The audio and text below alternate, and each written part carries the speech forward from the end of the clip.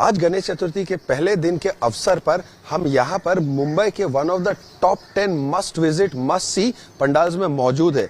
यहाँ पर जो आप गणेश जी की मूर्ति देख रहे हैं उसे गिरगांवचा राजा के नाम से बहुत प्रसिद्ध है।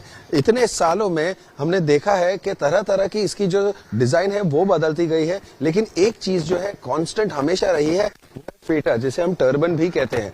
उसी दौरान हम बात करेंगे गणेश लिंगायत से जो गिरगांवचा राजा मंडल के सचिव है। सर, पहले तो बहुत बहुत धन्यवाद बात करने के लिए। हम आपसे समझना चाहेंगे कि इस मंडल को कितने साल हो गए और इसकी प्रसिद्धता किस चीज को लेकर है सबसे ज्यादा? सभी गणेश भक्तों को जय गणेश।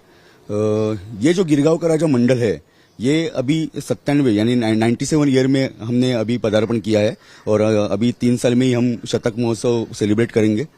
प्रसिद्ध इसीलिए है कि इतने सालों से हम सिर्फ एक ही बात पे काम कर रहे हैं, वो है शाडू माटी की मूर्ति बनाना और पर्यावरण पूरक गणेशोत्सव साजरा करना, बस।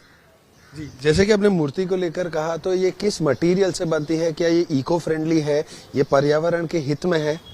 देखिए, पंतप्रधान नरेंद्र मोदी जी उन्होंने ये मंडल का गौरव किया था कि अगर आपको मूर्ति बनानी है तो गिरगांव के राजा जैसी मूर्ति होनी चाहिए, जो मिट्टी, घास फूस, रस्सी उनसे बनती है और आधे घंटे में उसका समुद्र में विसर्जन भी होता है।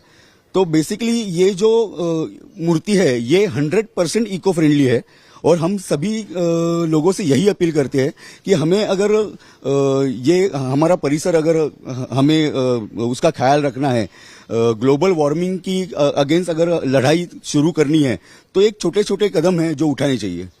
हमने देखा कि आपके पास बहुत अनोखा प्रसाद है लोगों को देने के लिए। आप किस तरह के मोदक लोगों को दे रहे हैं? देखिए, जैसे मैंने कहा कि गिरगांव का राजा सिर्फ एक ही बात पे काम करता है, तो ये मंडल ने इस साल हमने ये बीज मोदक करके एक कॉन्सेप्ट बनाया है।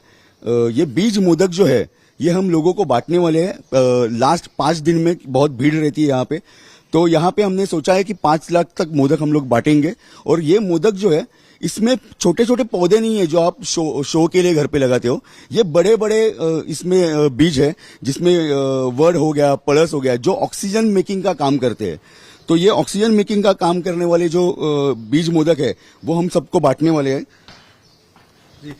इसमें जो है आपने मोबाइल ट्रीज के कॉन्सेप्ट के बारे में भी बात की है जो आसानी से मूव हो सके, वो एग्जैक्टली क्या है? देखिए, अपील ये है कि मुंबई में मोदक यानी मुंबई में पेड़ तोड़े जाते हैं क्योंकि मुंबई में पेड़ लगाने के लिए जगह नहीं है। तो हमने यही सोचा कि ये जो मोदक है ये आप किसी गैलन में वगैरह रखा दो, ये जब बड़ा होगा तो गैलन के साथ में ही बड़ा होगा। तो आपको अगर आपकी कार पार्क करनी है और आपके पास जगह नहीं है, वो पेड़ बीच में आ रहा है, तो हम क्या करते थे, हम काटते थे।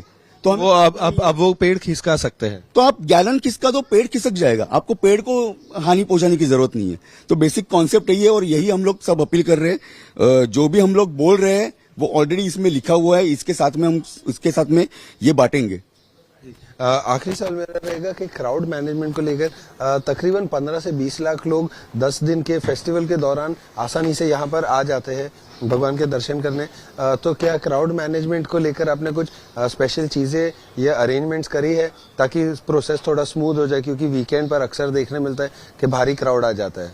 देखिए, हमारे यहाँ पे सिर्फ यानी मंडल के ही कार्यकर्ता नहीं, तो मुंबई से अलग अलग जगह से हमारे स्वयंसेवक यहाँ पे रजिस्टर होते हैं और वो यहाँ पे आते हैं, उनकी भक्ति यहाँ पे यानी एज अ वॉलंटियर वो डोनेट करते हैं। तो बेसिकली वो स्वयं सब जब आ जाते हैं तो क्राउड मैनेज हो जाता है। और सबसे बड़ी बात यह है कि हम किसी भी भक्तों को उसके बापा के पास जाने के लिए रोकते नहीं है। आप देख सकते हो वो चरण स्पर्श करते हैं और अपना अपना खुद मैनेज करके यहाँ से बाहर निकल जाते हैं। तो ज्यादा हमें भक्तों को भी भक्त भी हमें तकलीफ नहीं देते और हम भी उन्हें तकलीफ नहीं देते। तो बेसिकली ये अपने आप मैनेज हो जाता है। और रही बात अगर मैनेज करनी है, क्यों मैनेज वगैरह, उसके लिए हमारे वॉलंटियर्स तैयार रहते हैं। आपका बहुत बहुत धन्यवाद बात करने के लिए। गणपति बाप्पा मोरया और हार्दिक शुभकामनाएं आपको। धन्यवाद। कैमरामैन राजू रेवनकर के साथ देव कोटक, आज तक मुंबई।